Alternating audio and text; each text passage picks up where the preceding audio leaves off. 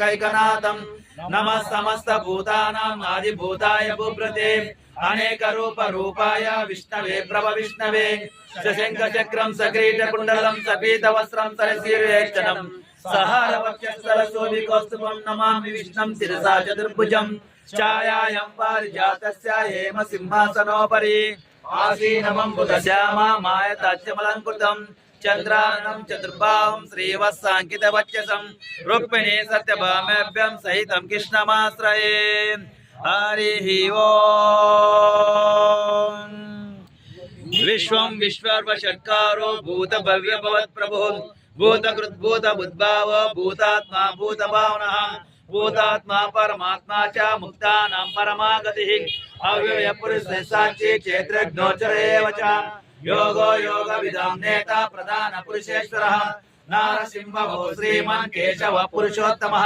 सर्व शिवस्थानो भूतानिधिरव्ययः संभवो भावनो भर्ता प्रभुः प्रभरेश्वरः स्वयं भूषम्भुरादित्यो दुष्कराक्षो महात्मनः अनादितिदाता विधाता दातरुत्तमः अप्रमेयो ऋषिकेश पद्मनाभमरप्रभुः विश्वकर्मा मनुस्तष्टा सविष्णुस्तविरो ध्रुवः अग्रयशवितो कृष्णो लोहिताच प्रदत्तनः प्रभूतत्रिकगुप्तामा पवित्रं मङ्गलं परम् ईशानो प्राणो ज्येष्ठ श्रेष्ठ प्रजापतिः हिरण्यगर्भो भूगर्भो माधवो मधुसूदनः ईश्वरो विक्रमी दण्डी मेधावी विक्रमक्रमः अनन्तमोदरादर्श कृतज्ञ कृतिरात्मवान् सुरेश शरणं शर्मा विश्वरेता प्रजाभवः संवत्सरो व्याला प्रत्यय सर्वदर्शनः अजय सर्वेश्वर सिद्ध सिद्धि सर्वादिरक्षितः वृषाक प्रमेयात्मा सर्वयोग विनिश्रुतः वसुर्वसुमना सत्य समात्मा संमितः समः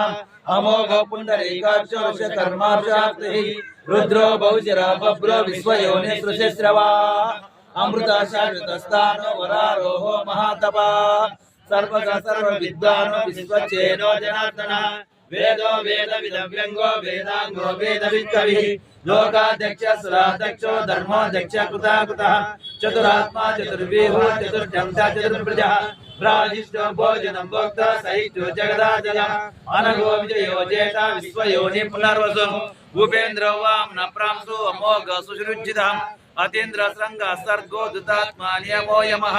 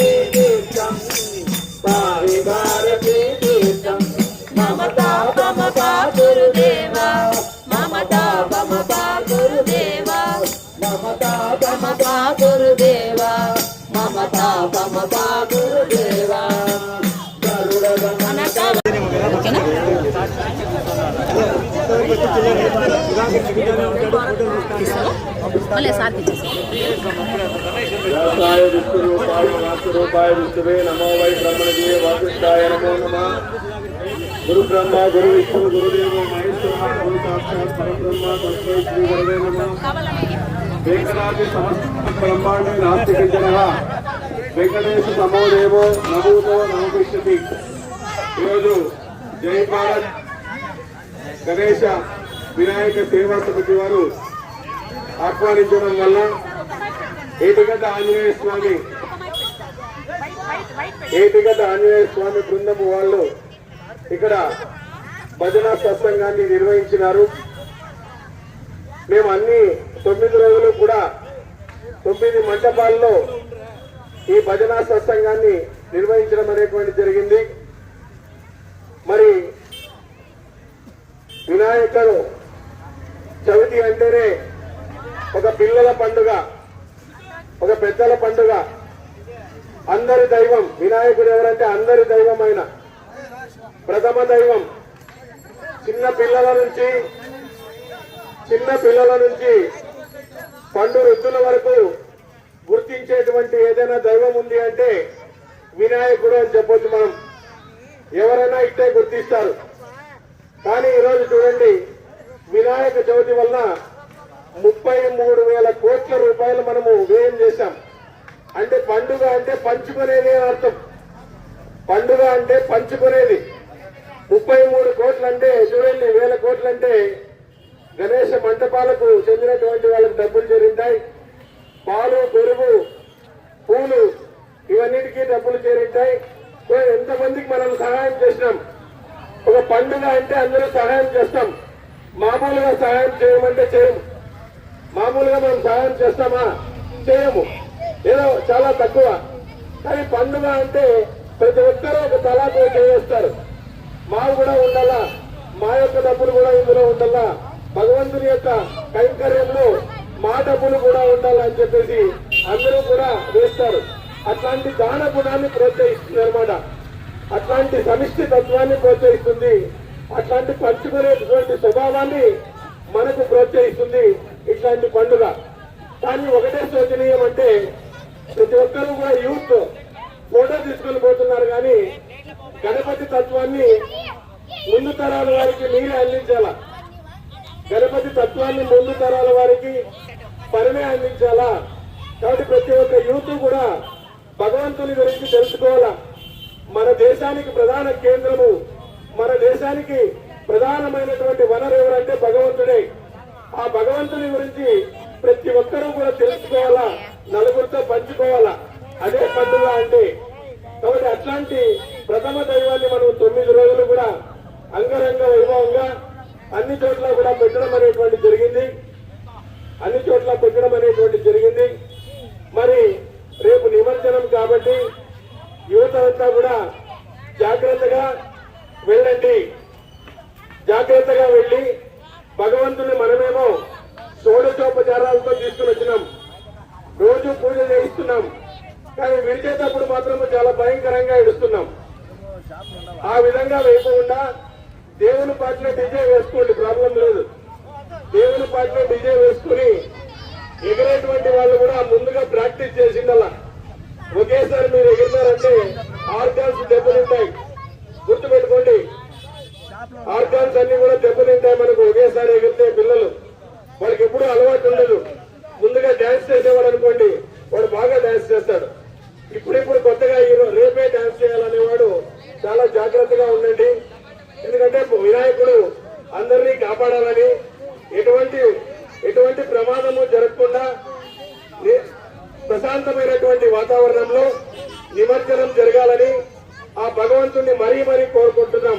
ఎందుకంటే ప్రశాంతమైనటువంటి వాతావరణంలో ఇక్కడ నిమజ్జనం జరగాలి. గణపతి బప్ప మోరియా అంటారు. మోరియా అనేటువంటి వాడు గణపతికి ఒక భక్తుడు అనమాట. ఆయన మోరియా అనేటువంటి వాడు ముంబైలో పూణే దగ్గర ఉంటాడనమాట. ఆయన పూణే దగ్గర మోరియా గోస్వామి అంటారు ఆయన్ని. ఆ మోరియా గోస్వామి రోజు 5 కిలోమీటర్లు వెళ్లి గణపతిని దర్శించుకునేటువంటి వాడు. రోజు 5 కిలోమీటర్లు వెళ్లి గణపతిని దర్శించుకునేటువంటి వాడు. చూడండి, అంత గొప్ప భక్తుడు ఆయన మోరియా. గణపతి బప్ప మోరియా అంటారు.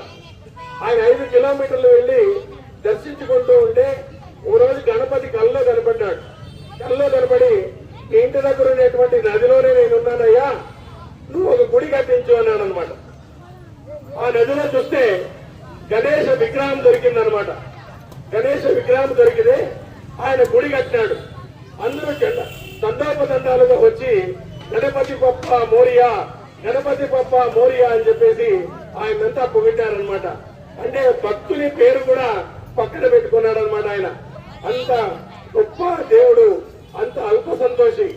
గరిక పూజకే సంతోషిస్తాడు. గణపతి ఏమంటాడంటే, నాకు సువర్ణమాల వేయద్దండి, గరికమాల వేయండి చాలంటాడు.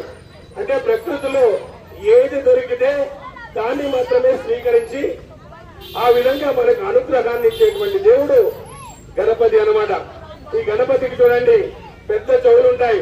పిల్లలందరూ కూడా బాగా వినాలా, ఇలాంటి విషయాలన్నీ కూడా బాగా వినాలని చెప్పేసి పెద్ద చెవులు ఉంటాయన్నమాట. కాబట్టి గణపతికి ఒకసారి ఒక పరీక్ష పెడతాడు ఈశ్వరుడు. ఏమని పెడతాడంటే, గణపతికి కుమారస్వామికి ఒక పరీక్ష పెడతాడు. గణాధిపత్యం కావాలి అంటే మీరు ఎవరైతే అన్ని తీర్థాలలో ఎవరైతే ముందు స్నానం చేస్తారో వాళ్ళకి గణాధిపత్యం ఇస్తాను అంటాడనమాట. గణాధిపత్యం ఇస్తాను అంటాడు. అప్పుడేం చేస్తాడు, గణపతి వాహనం ఎలుక. ఆయన చాలా పొట్ట ఎక్కువగా ఉంటుంది, ముందుకు పోలేడు. కుమారస్వామి ఏం చేస్తాడు, నెమలి. ఈ నెమలితో ఫాస్ట్ గా వెళ్ళిపోతాడు. అప్పుడు గణపతి ఏం చేస్తాడంటే నారములు అంటే జలములన్నీ కూడా పరమేశ్వరుని ఆధీనంలో ఉంటాయి కాబట్టి పరమేశ్వరుని చుట్టూ తిరిగితే, పార్వతీ పరమేశ్వరుని చుట్టూ తిరిగితే అన్ని సముద్రాల్లోనూ స్నానం చేసినట్టు కదా. కాబట్టి మనం ఎందుకు పోవాలా అని చెప్పేసి సూక్ష్మ బుద్ధితో ఆలోచించి వాళ్ళ అమ్మ నాన్నకు 3 ప్రదర్శనలు వేస్తాడు. 3 ప్రదర్శనలు వేస్తే అప్పుడు అన్ని తీర్థాలలోనూ గణపతే ముందు స్నానం చేసినట్టుగా కుమారస్వామి కనబడతాడు. కుమారస్వామి పోతూనే అక్కడ స్నానం చేసి వస్తున్నట్టుగా గణపతి కనబడతాడు. అంత సూక్ష్మంగా ఆలోచిస్తాడు. అంటే తల్లిదండ్రుల సేవ చేస్తే భగవంతుని సేవ చేసినట్లే. అన్నా తప్పైపోయింది, నేను పరిగెత్తిపోయినాను, అన్ని సముద్రాలకి వెళ్ళాను, నీ యొక్క సూక్ష్మ బుద్ధి నాకు లేదు. ఈ విధంగా తల్లిదండ్రుల యొక్క సేవ చేసేటువంటి వాళ్ళకి గణపతి అనుగ్రహం ఉంటుంది. తర్వాత మట్టి గణపతిని పూజించే వాళ్ళకి గణపతి అనుగ్రహం ఉంటుంది. మట్టి గణపతి ఎవరైతే పూజిస్తారో వాళ్ళకి గణపతి అనుగ్రహం అనేటువంటిది ఉంటుంది. చూడండి, గణపతి దగ్గర ఇక్కడ పాము ఉంటుంది అనమాట. ఇక్కడ పాము, కానీ గణపతికి వాహనము ఎలుక. పాముకి ఎలుకకి పడదు, కానీ భగవంతుని దగ్గర అవి 2 స్నేహంగా ఉంటాయన్నమాట. భగవంతుని దగ్గర అవి 2 స్నేహంగా ఉంటాయి. కుమారస్వామి వాహనము నెమలి, ఈశ్వరుని వాహనం ఎద్దు, అమ్మవారి వాహనం సింహము. చూడండి, పరస్పర విరుద్ధాలన్నీ కూడా శత్రువులు. ఆయన శత్రుత్వాన్ని మరిచి అన్ని కూడా స్నేహంగా ఉంటాయి. అందువల్లే మన హిందువులందరూ కూడా మనమందరూ స్నేహంగా ఉండాలా. యా కులమైనా యా మతమైనా మనమందరూ హిందువులందరూ స్నేహంగా ఉండాలా. అదే మనకు కావాల్సింది. హిందువులందరూ కూడా ఐక్యంగా ఉంటే, సమైక్యంగా ఉంటే మన యొక్క సంస్కృతి దశ దిశలా వ్యాపిస్తోంది. ఈరోజు ఫారిన్ కంట్రీస్ కూడా ఎన్నో గుడులు కడుతున్నారు. మన గుడులన్నీ కడుతున్నారు. ఫారిన్ కంట్రీస్ లో ఉండే పిల్లలందరూ కూడా మంచి మంచి గుడులు కడుతున్నారు. మన యొక్క సనాతన సంస్కృతి విస్తరిస్తా ఉంది. ఎక్కడ చూసినా మన సనాతన సంస్కృతి విస్తరిస్తా ఉంది. అట్లాంటి సనాతన సంస్కృతికి మనమందరూ కూడా వారసులుగా ఉండాలా. ఒక ఫోటో తీసుకోవడం కాదు, గణపతి ఫోటో తీసుకొని వాట్సాప్ లో పెట్టుకొని వేరే వాళ్ళకి పంపించేది కాదు. గణపతి తత్వాన్ని అందరూ తెలుసుకోవాలా. అందరూ తెలుసుకొని చిన్న పిల్లలకు బోధించాలా. చిన్న పిల్లలకి కట్టు బొట్టు సాంప్రదాయాన్ని చెప్పాలా. మన కట్టు బొట్టు సాంప్రదాయాన్ని చెప్పాలా. మంచి పిల్లలుగా తయారు చేయాలా, మంచి భక్తులుగా తయారు చేయాలా, మంచి పౌరులుగా తయారు చేయాలా. అప్పుడే మన హిందూయిజం అనేటువంటిది దశ దిశలా వ్యాపిస్తుంది. ఆడవాళ్లు సీరియళ్లు చూడొద్దమ్మా, తగ్గించండి సీరియళ్లు చూసేది. పిల్లలకు మంచి శ్లోకాలు చెప్పించండి. గణపతి శ్లోకాలు, సరస్వతి శ్లోకాలన్నీ కూడా పొద్దున్న లేస్తూనే చెప్పించండి. పండుగల్లో వాళ్ళకి కట్టు బొట్టు సాంప్రదాయాన్ని తీసుకురండి. గణపతి పండుగ ఒకటే కాదు, అన్ని పండుగలకి పిల్లలకు పరిచయం చేయండి. వారానికి ఒకసారి దేవాలయాన్ని సందర్శించండి. ఏదో ఒక దేవాలయాన్ని సందర్శించండి. భగవంతుడి గురించి చెప్పండి 4 మాటలు. అదే మనకు మూల కారణం. భగవంతుడి గురించి చెప్తే పిల్లలకు ఆత్మవిశ్వాసం పెరుగుతుంది. తెలుసో లేదో, మీరు భగవద్గీత శ్లోకం చెప్పించినారనుకో, ఆ శ్లోకాన్ని వాళ్ళు చెప్పినారనుకోండి. నిన్న మేము భజనకు పోయింటే 4 సంవత్సరాల పిల్లవాడు సుందరకాండ, ఇది హనుమాన్ చాలీస్ చెప్పినాడు. 4 సంవత్సరాల పిల్లడు ఎంత నీట్ గా చెప్తున్నాడు తెలుసా. చూడకుండా చెప్తున్నాడు ఆ పిల్లడు. ట్రైనింగ్ ఇస్తే ఏదైనా ఇవ్వతుంది. మనం ట్రైనింగ్ ఇవ్వాలా, శిక్షణ ఇవ్వాలా. పిల్లలు ఇప్పుడు ప్రతిభావంతులుగా ఉంటున్నారు. చదువులో ఎంత ప్రతిభ చూపిస్తున్నారు. అలాగా మన సంస్కృతి పట్ల శ్లోకాలు ఇలాంటివన్నీ నేర్పిస్తే వాళ్ళు రేపు ప్రొద్దున మన ప్రపంచాన్ని మారుస్తాడు. ప్రపంచాన్ని మార్చిన వాడు వివేకానందుడు ఒక్కడు చాలు ప్రపంచాన్ని మార్చడానికి. ప్రపంచాన్ని మార్చిన వాడు శంకరాచార్య ఒక్కడే. ప్రపంచాన్ని మార్చిన వాడు మధ్వాచార్య ఒక్కడే. ఒక్కడు పుడితే చాలా అట్లా వాడు మన దేశాన్ని తీసుకుని పోతాడు. ఇంతవరకు ప్రపంచంలో ఏ మతమైనా చూడండి, 4200 మతాలు ఉన్నాయి, 2800 జాతులు ఉన్నాయి, 700 350 కోట్ల పాపులేషన్ ఉంది. ఏ ధర్మమైనా చెప్పిందా సర్వే జన సుఖినో భవంతు? ఏ ధర్మం చెప్పింది? మనమే చెప్తున్నాము, సర్వే జన సుఖినో భవంతు. ఈ ప్రపంచానికి అన్నం పెడతాం కావాలంటే మనమందరూ కూడా సర్వే జన సుఖినో భవంతు అని చెప్పినటువంటి దేశము, ఆ సంస్కృతి మనదే. అలాంటి సంస్కృతిని మనం కాపాడాలా. ఈ రోజు ఎవరొద్దంటారు సర్వే జన సుఖినో భవంతు అనే దాన్ని? ఎవరు వ్యతిరేకిస్తారు చెప్పండి? ఎవరన్నా వ్యతిరేకిస్తారా? సర్వే జన సుఖినో భవంతు అంటే ప్రపంచమంతా శాంతిగా ఉండాలా. శాంతి శాంతి శాంతి అంటాము, సర్వే జన సుఖినో భవంతు. శాంతి శాంతి శాంతి అని చెప్తాము. చూడండి, ఆ శాంతి నెలకొల్పాలనే మనం అందరూ ఉండేది. ఆ శాంతి నెలకొల్పకపోతే ఆ విధంగా మీరు అందరూ ఉంటారని, ఆ విధంగా నిమజ్జనాన్ని జయప్రదం చేస్తారని ఆశిస్తూ ఇంతటి అవకాశం ఇచ్చినటువంటి జై హో భారత్ వినాయక సమితికి మరింత కృతజ్ఞతలు తెలియజేస్తూ వారి కుటుంబాలకి మంచి గణపతి అనుగ్రహం ఉండి వాళ్ళు ఇలాంటి కార్యక్రమాలు ఎన్నో చేయాలని ఆశిస్తూ ముగిస్తున్నాం. జై శ్రీరామ్, జై శ్రీరామ్, జై శ్రీరామ్.